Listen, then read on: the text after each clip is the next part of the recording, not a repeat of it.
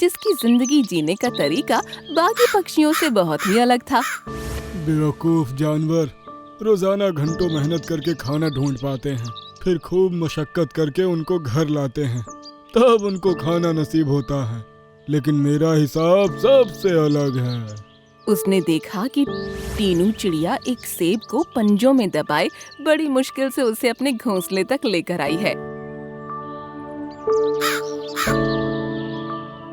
अरे टीनू चिड़िया, आज तुम्हें आने में इतनी देर कैसे लग गई? मैं कब से तुम्हारी राह देख रहा था। तुम जरूर मेरा खाना चुराना चाहते होगे, इसलिए मेरी राह देख रहे थे। अरे वो बात नहीं है, अभी तुम्हारा छोटा भाई तुम्हारे घोंसले पर आया था, बहुत रो रहा था। क्या मेरा भाई रोते हुए आया था? तुमने पूछा नहीं उसके रोने की वजह क्या है? मैंने बहुत कोशिश की, तब उसने बताया कि तुम्हारी मम्मी के दोनों पंख कट चुके हैं और वो अभी अपनी आखिरी सांसें गिन रही हैं। क्या कहा तुमने? मेरी माँ आखिरी सांसें गिन रही है? ये सुनकर टीनू चिड़िया को एक झटका सा लगा। वो अपनी आंखों में आंसू लिए झटपट वहाँ से उड़ गई। इसे कहते हैं बिना मेहनत किए खाने का इंतजाम करना। ये कहकर वो खुश होता हुआ टीनू के घोंसले पर गया और उसमें रखा सेब बड़े मजे ले लेकर खाने लगा। वाह, मजा आ गया। अगर मेहनत करके खाता तो इतना मजा बिल्कुल नहीं आता। उसने आधा सेब मजे से खाया और फिर बाकी बचा जमीन पर फेंक दिया। खाना तो हो गया, अब थोड़ी देर मौज मस्ती कर ली जाए। ये कहकर वो पंख फैलाए फिजा में उड़ गया। इसी तरह अपनी चालबाजी से वो जंगल के हर जानवर को छलता था। इसी जंगल में एक मेहनती चींटी भी रहा करती थी और इस वक्त कौवा हंसी ठट्ठा करता हुआ एक डाल पर बैठा उसी चींटी को देख रहा था।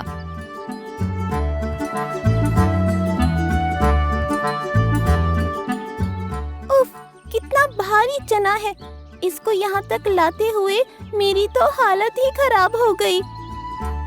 चींटी ने उस चने को थोड़ा सा खाया, अब उसका वजन थोड़ा हल्का हो गया था। फिर उसने फिर से उस चने को उठाया और गुफा की तरफ चल दी। अरे अरे चिंटी बहन, क्या कर रही हो ये तुमने अपना पेट तो भर ही लिया है, अब तुम बचे हुए दाने को कहाँ ले जा रही हो? मैं रोजाना आधा खाना खाती हूँ और आधा बचाकर अपने घर में रखती हूँ, जो कि इस गुफा में है। क्या बेवकूफी है, भला आधा बचाकर रखने से फायदा ही क्या होता है? उसको उठाकर घर तक लाने में तुमको परेशानी नहीं होती? होती है, लेकिन अपने अच्छे कल के लिए हमें थोड़ी परेशानी तो उठानी ही पड़ती है। आगे चलकर ऐसी कोई परेशानी आन पड़े कि मैं खाना ढूंढने भी ना जा सकूं, तो फिर क्या खाऊंगी? बेकार की सोच है तुम्हारी।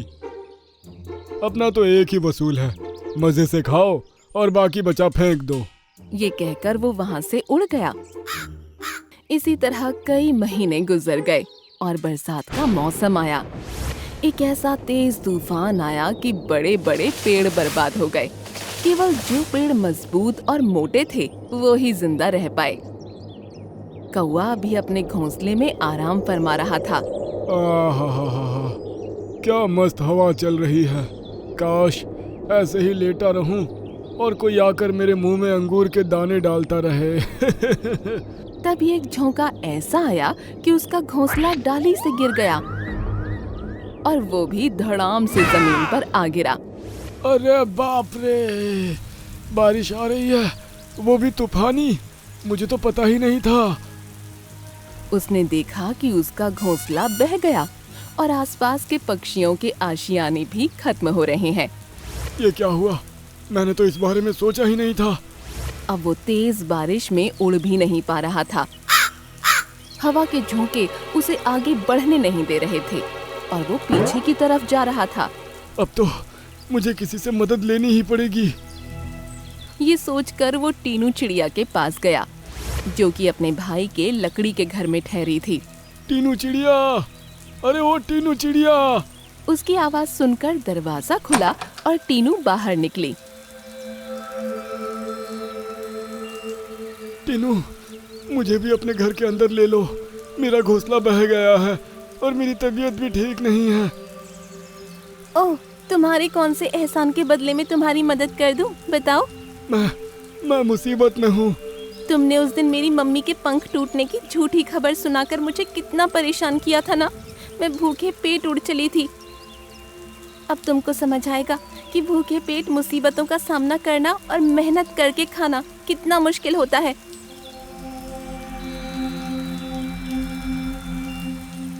ऐसा कहकर उसने मुंह पर ही दरवाजा बंद कर दिया। अब कौवे को अपनी गलती का एहसास हो रहा था। ना ही मेरे कर्म अच्छे थे और ना ही मेरा स्वभाव, तभी कोई मेरी मदद करना नहीं चाहता। ये सोचकर वो वहाँ से आगे बढ़ गया। उसने देखा कि वही चींटी अपनी गुफा के बाहर खड़ी है और उसके हाथ में एक पेड़ का पत्ता है। अरे चींटी, तुम ये क्या कर रही हो? मेरी गुफा के अंदर मेरा महीनों का जमा किया खाना है और ये पानी भी इसी रास्ते से होकर जा रहा है, इसलिए इस पंख के सहारे पानी को गुफा में जाने से रोक रही हूँ। क्या मैं भी तुम्हारी इस गुफा में रुक सकता हूँ चींटी? बिल्कुल रह सकते हो रॉकी भैया। अंदर मैंने बहुत सारा खाना जमा कर रखा है, उसके सहारे तुम कई दिनों तक बिना कहीं जाए आराम से गुफा में रह सकते हो। मैं तो वैसे भी इस तूफान के थमने तक इसी तरह पानी को अंदर जाने से रोकने के लिए खड़ी रहूंगी। चींटी के ये वचन सुनकर कौवे का दिल पिघल गया। मैंने तो तुम्हारी एक दाना उठाने में भी मदद नहीं की थी, और तुम हो जो अनाज तुमने पूरे महीने मेहनत से इकट्ठा किया है उसको मेरे हवाले कर रही हो। तो और क्या कर सकती हूँ कौवे भैया, ये इसलिए तो इकट्ठा किया था कि मुसीबत में काम आए, फिर चाहे मैं खाऊं या कोई और। तुम्हारी यह हिम्मत और दरिया दिली देखकर अब मुझ में भी मेहनत करने की भावना जाग चुकी है। अब देखो मैं क्या करता हूँ। अब वो कौवा वहाँ से उड़ा और फिर मुंह में एक कंकर उठाकर ले आया और फिर उसको चींटी के सामने डालकर फिर से उड़ गया। इसी तरह उसने दूसरा कंकड़ भी लाकर चींटी के सामने रखा। इस तरह उसने घंटों मेहनत की और जहाँ चींटी पत्ता लिए खड़ी थी वहाँ कई सारे पत्थर जमा हो गए।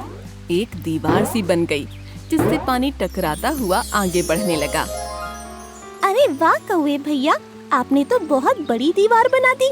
अब तो पानी कभी भी इस गुफा के अंदर नहीं आ पाएगा।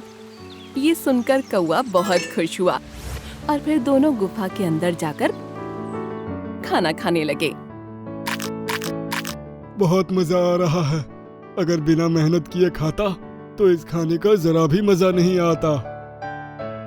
कौवे ने आज ये सबक सीख लिया था कि हमें मेहनत करनी चाहिए और दूसरों की मदद करते रहना चाहिए।